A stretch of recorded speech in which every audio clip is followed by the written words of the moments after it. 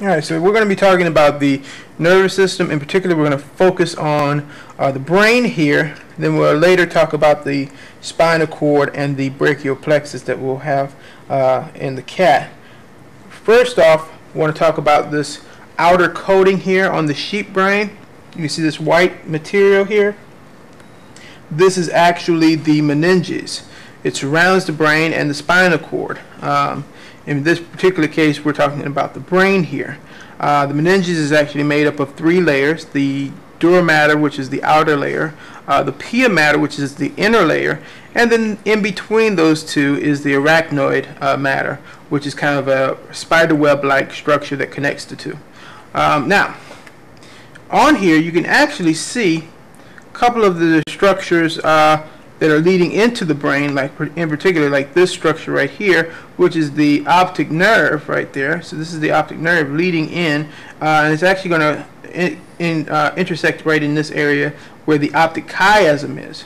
Right below that, you can kind of see that there's this hill-like structure right here. This is actually the pituitary, also known as the hypophysis. Now, if we were to then remove this meninges off of the brain here, you would actually see that a portion of that material that is connected, including the hypophysis here, would actually be removed. So if we were to actually take the meninges off, if we were actually to remove that, you would see that in fact a portion of this tissue that was connected would then be removed, and so we would still have the optic chiasm there, but we would lose the pituitary, because it is intercalated into the meninges.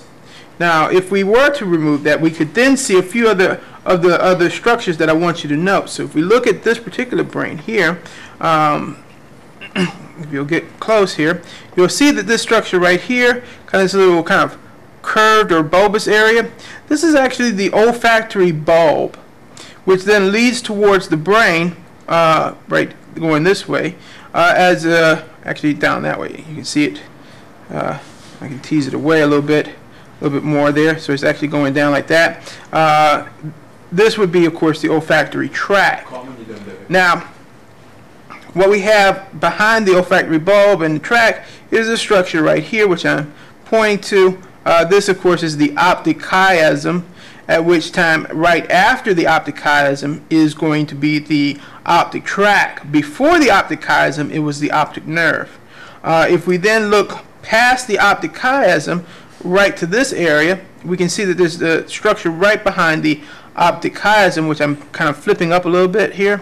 This structure right here is actually the infundibulum. It is the connection point between the hypothalamus and the hypophysis, also known as the pituitary. So when we remove the pituitary off of there with the meninges here, this being the pituitary, the connection point gets left behind, and so we actually have the infundibulum here. Right behind the infundibulum is this kind of bulbous structure right here. This bulbous structure is the mammillary body. So that's what that is right there. Now, if we look at an entire brain here, what we would see is that we have this structure right here off to the side. These here and here are the cerebral peduncles. Then right after the cerebral peduncles, in this area right here, would be the pons of the sheep brain. And then after the pons right here would be the medulla oblongata of the sheep brain. If we were to then turn the brain over, we could actually see that in fact we have two halves of a brain being connected. This separation here is actually the longitudinal fissure, longitudinal cerebral fissure actually. And then this separation right here that separates the cerebral cortex or cerebrum from that of the cerebellum, which is this structure right here, we would have this transverse cerebral fissure. So that's what this is right here. So the transverse cerebral fissure, and then we have the cerebellum. If we then were to open this up a little bit and look deep into the brain a little bit, right there, we can actually see here these large pineal glands of the sheep brain. Okay, and we'll look at that in a sagittal cross section. Before we do that, I want to talk about the different sections of the brain. So this area right here would be the frontal lobe. This area right here would be the parietal, and these back here would be the occipital. If we were to look at the side of the brain, this right here and this right here would be the temporal lobe. Okay, now let's look inside the brain. If we were to take a sagittal sectioning of the brain, we could then see that this is what the brain would kind of look like. Some of the structures are a little bit off, but that's okay. We'll make up for it looking at the two brains here. First off, you can see that we have the cerebellum back here, and then we have the cerebrum up here. If we look at the cerebellum, you can see that there is a kind of an internetwork here that looks like a root of a tree. This is what is called the arbor vitae. So that is what that is. If we were to look up towards the cerebrum, we can actually see that we have this kind of C-shaped structure right here. That C-shaped structure is called the corpus callosum. So that's what this is. Right below the corpus callosum, this structure right here, is the fornix. Now, the corpus callosum and the fornix actually have a tissue that run in between them, joining them together, called the septum pellucidum. Now, the septum pellucidum actually covers this opening, which obviously the septum pellucidum isn't here, so we can see this opening here. This opening is called the lateral ventricle. So that's what that is right here. This is the lateral ventricle. And if we look at this brain over here, we can see that here is the corpus callosum going around there, and here's the fornix right here, and we cannot see that opening because it's been sealed. This structure that is sealing the opening right here is the septum pellucidum. So that is the septum pellucidum. Okay, we'll go back to this brain because I want to talk about a couple more structures, and then we'll switch back to that one a little bit later. Now, there's a gap right here that is in between this structure and the cerebellum right here. This gap is the fourth ventricle. If you follow the fourth ventricle up, you can actually see that there's a gap leading back towards the lateral ventricle here. This gap right here is actually the cerebral aqueduct, which then leads into this area right here, which would be the third ventricle. So that's what that is. Now, if we turn this a little bit, you can actually see the underside of the brain, and you can see that this again is the pons here. So if we turn it back over, you can see that this area must be associated with the pons. This again is the medulla oblongata. So then this area right here would be the cerebral aqueduct. Okay? Now, right below the fornix is this area right here, which is going to be the thalamus. Now, you can see that this brain here is degraded a bit, so we aren't looking at it too well. So I want to switch over to the other brain so that we can see this a little bit better. Now, one of the interesting aspects of this brain is that it is a sagittal sectioning, but what has happened is we sagittally cut the brain and left the meninges on here, right there, which is going to be really good because if we look at the bottom down here, we can see that there's this structure right here dangling from the brain that wasn't there on this brain. Okay, this structure right here is the is the pituitary right here, or the hypophysis. So that's what that is. And so if we follow that back up, we can see that it actually goes up to this area right here. Now, in between this area and this area, this is actually being connected. So this would actually be the infundibulum right about here. This area right here is the hypothalamus, which is connected to the hypophysis by the infundibulum. Now, if we look right below the fornix on this particular brain, we can see that there's this rounded area right here. The rounded area above the hypothalamus is going to be the thalamus. Hence the reason why this is called the hypothalamus. Hypo meaning below, and the thalamus. So this would be the thalamus. Now you can see that if we look at the thalamus, this rounded structure, within the rounded structure there's another kind of rounded area right here. That is called the interthalamic adhesion, also known as the intermediate space, or intermediate mass. So that's going to be that structure right there. Now if we look behind the corpus callosum right here, we can actually see that there's this tissue right here in this back area. This is the pineal gland right there. So that's what that is, the pineal gland right there. Now, this structure right here is the corpora quadrimeter, which is actually made up of two parts, the superior caliculi and the inferior caliculi. So that's what this is, the corpora quadrimeter. Quadrimeter meaning that there are 4 quadrants. So if we actually look here, you can actually look on this particular brain and you can see that there's actually a superior portion and an inferior portion. So here would be the superior caliculi and that would be the inferior caliculi. So that's what those are there. Now we've kind of observed all of these structures on the sheep brain. We'd like to also look at these same structures on the human brain and then actually talk about a couple of more additional structures which I did not address with the sheep brain because the sheep brain was a bit small. So the first thing we want to talk about are the lobes of the human brain. So here we have the frontal lobe, the parietal lobe, the temporal lobe, and the occipital lobe. But there's one more additional lobe which I haven't mentioned yet. If we were to then push away and separate a bit the temporal lobe from that of the frontal and parietal, you can actually see that there is tissue right below it, right there.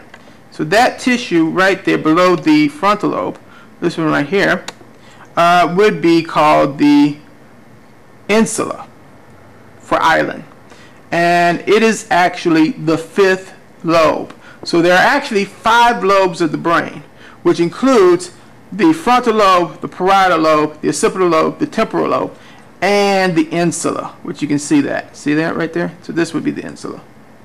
Okay, now on here, in addition to knowing the lobes, you need to also be able to identify this gap here between the temporal lobe and that of the frontal and the parietal. This gap right here is called the lateral cerebral fissure.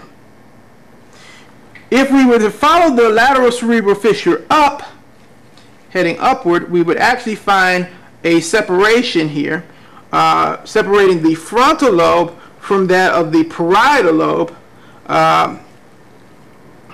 which would be the central sulcus. So that's... Point at it again. Huh? Point at it again. Yes. So that would be the central sulcus right there. All right. Now there is, by the way, sulcus means furrow, and then gyrus means fold. So on either side of the central sulcus is going to be a fold. One here and one here. This one's a bit degraded. Let's see if we can look at on this brain and see if it's a little bit better. Just a little bit better, not much better. So here we see it going down like that, and we see a fold here and a fold here. So this fold right here would be the post-central gyrus, and this one would be the pre-central gyrus, separating the frontal lobe from that of the parietal. So there's the central sulcus here, frontal lobe here, parietal lobe here, post-central gyrus, pre-central gyrus. And then, of course, again, like I said, central sulcus running down like that. Okay, so that's what that is, and you should be able to identify those on the brain. Now, if we flip the brain over, you can actually see, go back on this one, you can actually see that there is a separation right here between the occipital lobe and the parietal lobe. This separation is called the parieto-occipital sulcus. So that's what that is right there. So this is the parieto-occipital sulcus right there. So if I put a pin in between like that, then I'm asking for the parieto-occipital sulcus. Now, interestingly enough, one of the things that people oftentimes get confused on is whether or not this is the front or this is the front of the brain in the absence of the cerebellum.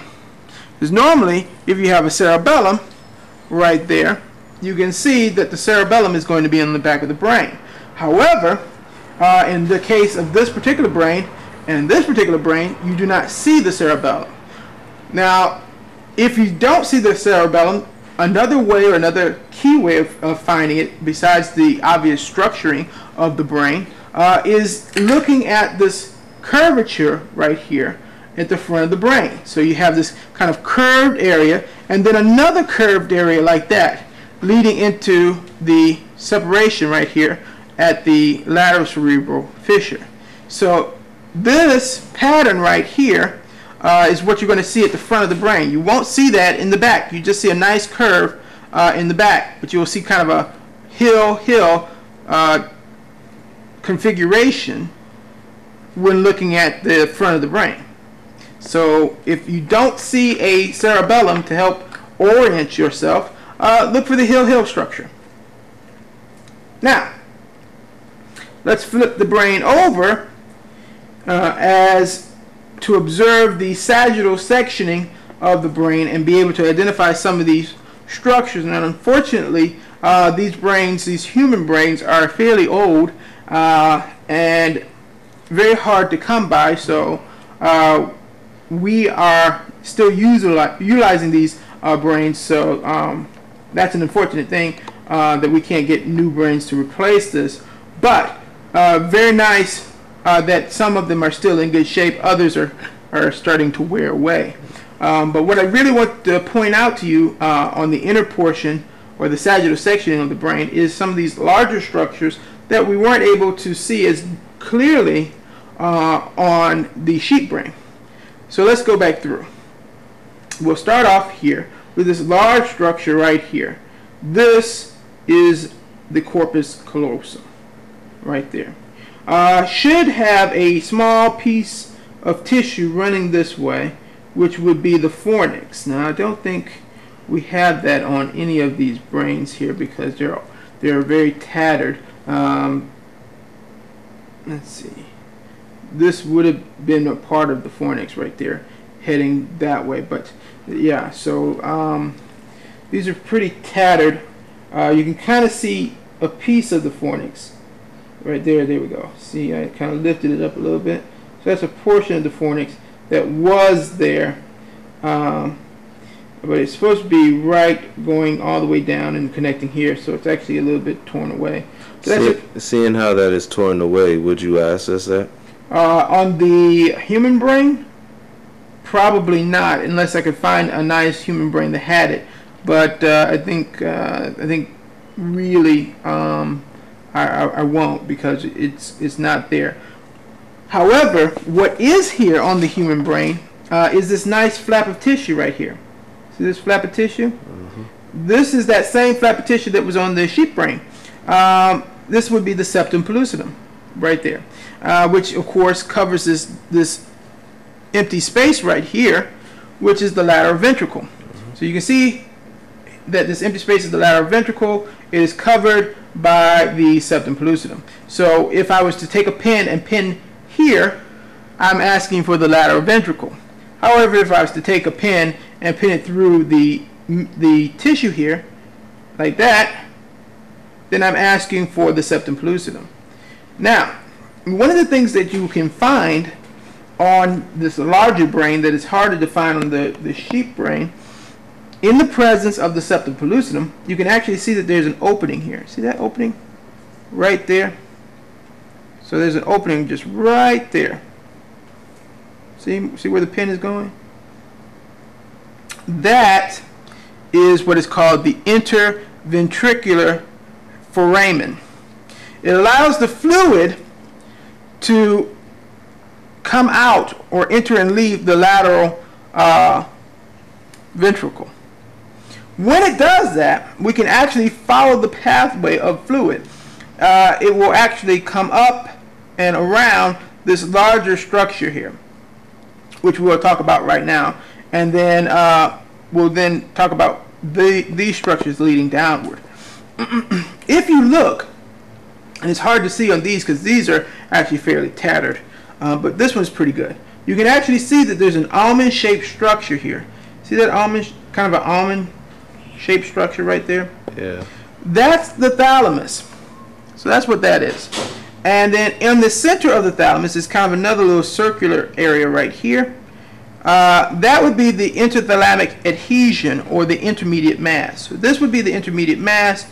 The entire thing would be the thalamus. Now, of course, there's one more, or two more other structures that I want to talk about associated with the thalamus. And of course, that is this area right here, which is below the thalamus. So this would be the hypothalamus. And then this area right here, which is below the thalamus, separating the hypothalamus from the thalamus, which we're going to call the third ventricle. So that's what this is. Now, this is going to be very important to pay attention to. The almond-shaped structure is the thalamus. So in order for me to pin the thalamus on the exam, or to ask you the thalamus without it being confused with other structures, is to actually pin it in the back area of the thalamus, so that you know that I'm asking for the thalamus. If I was to ask for the intermediate mass, I would pin it into the center of the thalamus where the circular pattern is. If I was to ask for the hypothalamus, it would actually be down in this area below the thalamus. And if I was to ask for the third ventricle, it would be in this area right here. Okay, so that would be the third ventricle, intermediate mass, thalamus, hypothalamus. Now this structure right here is the optic chiasm. So that's what that is. Now, cerebral CSF, cerebral spinal fluid, leaves here, goes to the third ventricle, then comes around and heads down to this area right here, which is the fourth ventricle. So third ventricle, this structure right here, which is called the cerebral aqueduct, then fourth ventricle. So third ventricle, cerebral aqueduct, fourth ventricle. Now above the cerebral aqueduct is this structure right here. This would be, of course, the corpora quadrimeter, which is separated into the superior colliculi and the inferior colliculi. So if I pin it up here, superior colliculi. If I pin it down here, inferior colliculi. Okay. Now, if we were to then turn it this way, we could actually see the pons here, and then we should have an extenuation heading downward like this, which would have been the medulla oblongata, and then a little gap right here, which would have been the central canal. Unfortunately, none of the brains actually have the extenuating piece that I'm looking for, which is too bad. Now, if we look here, we can see that here's the cerebellum. You can see that we have this kind of root-like structure right here on there, not as prominent on the sheep brain. So we look at the sheep brain here, it's very, very prominent here. Not so much so on the human brain, but it is still the arbor vitae. And that's what that is right there. So I would probably ask the arbor vitae on the sheep brain rather than on the human brain, because it just doesn't look as good on the human brain. Nothing looks good on this human brain. Yes. Well, still, you still need to know these structures. Now let's go ahead and move on to the spinal cord and the brachial plexus, and then we'll be done. So this, of course, is the spinal nerves here coming off of the spinal cord. When we talk about the spinal nerves, you need to know the different regions of the spinal cord, as well as the nerves that are number of nerves that are coming off of it. So this upper region right here, would actually be associated with the cervical vertebrae. So this is called, of course, the cervical region of the spinal cord. And then the next lower region would be the thoracic, then the lumbar, the sacrum, and then down here, the coccyx. Now, the number of nerves that you need to know associated with these regions, there are actually 7 cervical vertebrae, but in fact there are 8 cervical nerves because there's a set of nerves above the first cervical vertebrae. So, in fact, there are 8 cervical nerves. Could you point them out? 1, 2, 3, 4, 5, 6, 7, 8. All right. He should actually be up here. Then there are 12 thoracic, 5 lumbar, 5 sacral, which, by the way, these 2 are part of the sacral. All right. Okay, leaving 1 coccyx. All right. Okay, so if we look here, we actually have the sacral plexus, and up here we have the lumbar plexus, and then we would have up here the cervical plexus and the brachial plexus, which I'm going to talk about the brachial plexus on the cat, so we'll be able to identify that on there. You can see here where this green pin is an indentation in the separation of the spinal cord, which we're going to talk about over here on this spinal cord model, which would be the posterior median. I can't see. Posterior median sulcus, where this blood vessel is going to be. But we'll talk about that in a second. So let's look at this as a whole and describe the structures that you need to know off of this model now. So we've already talked about the spinal cord, so we're going to move that out of the way and then focus on this model of the inner workings of the spinal cord. What you'll note here with the spinal cord is, in fact, we have this kind of whitish area, this kind of grayish area, and then we have these nerves coming in and out here and here of the spinal cord itself. And of course we have blood vessels, which I'm not going to make you know for the upcoming exam. But you do need to know these structures that I'm going to talk about. So the first thing you probably need to know is this kind of bulbous structure right here, which is called a spinal ganglia. In fact, this is actually called a dorsal root ganglia, which is going to help you out, because if you note the name dorsal root ganglia, you should note that that is going to be on the dorsal portion of the body, or dorsal relative to the spinal cord. So that means that this entire region back here is in fact the posterior portion of the spinal cord, whereas this portion would be the ventral portion of the spinal cord. And that's going to help us out in identifying a few of the structures that you need to be able to discuss or identify. So for instance, this large gap right here, where I can just drop my pointer here inside of, this large gap is actually the anterior median fissure. Okay? How do we know that? Well, we also know that based on the fact that this is going to be the posterior portion here, because of the dorsal root ganglia here. So then this has to be posterior and this has to be anterior or ventral. Okay, so here's the anterior median septum fissure, and then here is the posterior median septum. So that's what this is right here. So that black line that's right there that I'm pointing to, can you see that? That is the posterior median septum.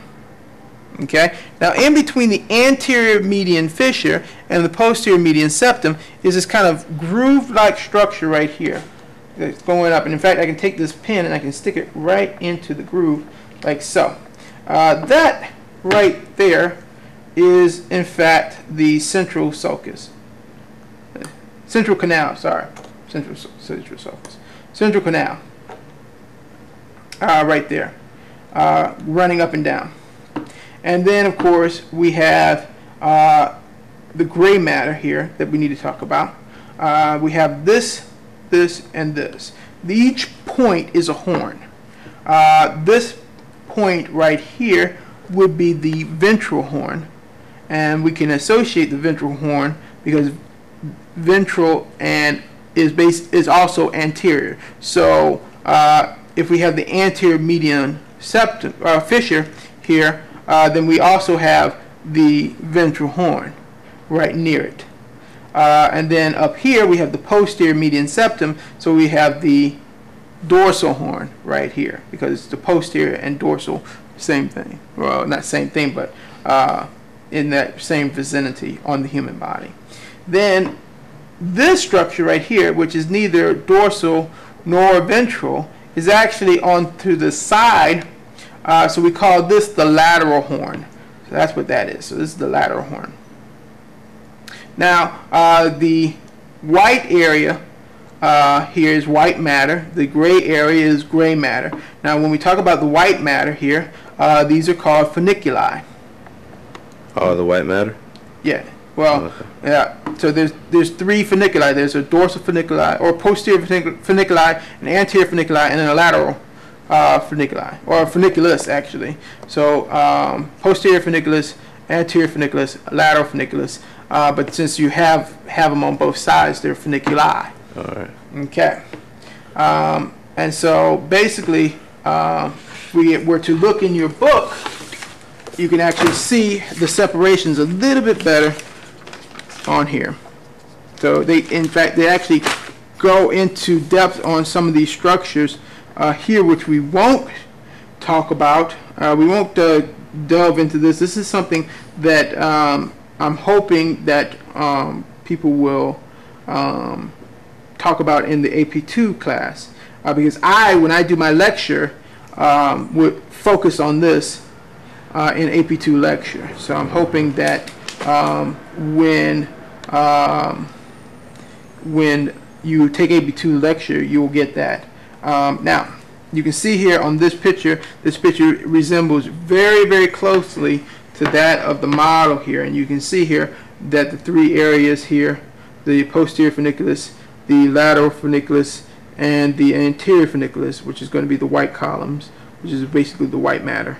And then here you can see that now, and note on here it says posterior median sulcus and posterior median septum. If we look on the model here, the black line is the septum. The indention where this blood vessel is right here is actually the sulcus. So that's what that is. Okay. So as to not to get you too confused with that. Now, this right here would be the ventral root. This would be, of course, the dorsal root, which is obvious because this is the dorsal portion, this is the ventral portion. And then, of course, this would be the dorsal root ganglia. If we look on the picture here in your book, you'll notice that they actually talk about the different layers that are surrounding the spinal cord, the pia mater, the arachnoid matter, and the dura mater. You cannot see that on the model, so therefore I would not ask you that on the model. However, I could ask you that on the picture. So I would utilize a picture to certainly ask you about the different layers of tissue here. So I would ask you that on there. Okay, so we're going to flip this over because I want to show you this, which we're going to talk about. We're going to address the brachial plexus found in the cat. So very, very similar to the brachial plexus in the human. So I want you to pay attention to the main structures that I want you to note, and that's going to be this axillary nerve, then the musculocutaneous, then the radial, then the median, and the ulnar. Now, interestingly enough, there's going to be some key nerves within there that or the way that it's shaped that's going to help you to identify that. The axillary nerve actually is attached to the radial nerve. So in fact, when you're looking at it, the axillary nerve is going to run into the same nerve as the radial nerve runs into.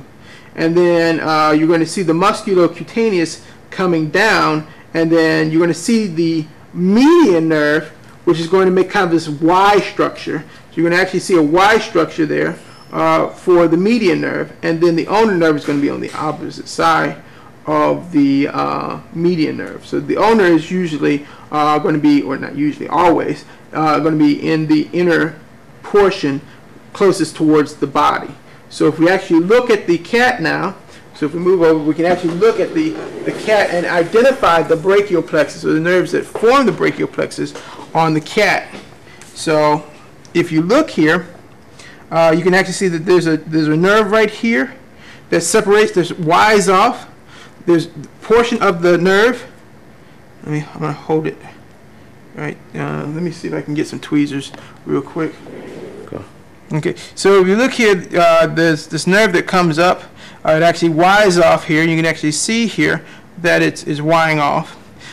This particular portion of the nerve right here is actually heading upward like that. This would be the axillary.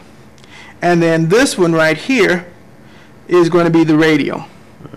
Okay? And in fact, if we look in the book, and you can see here, there's the axillary right there, and it's running right there into the radial.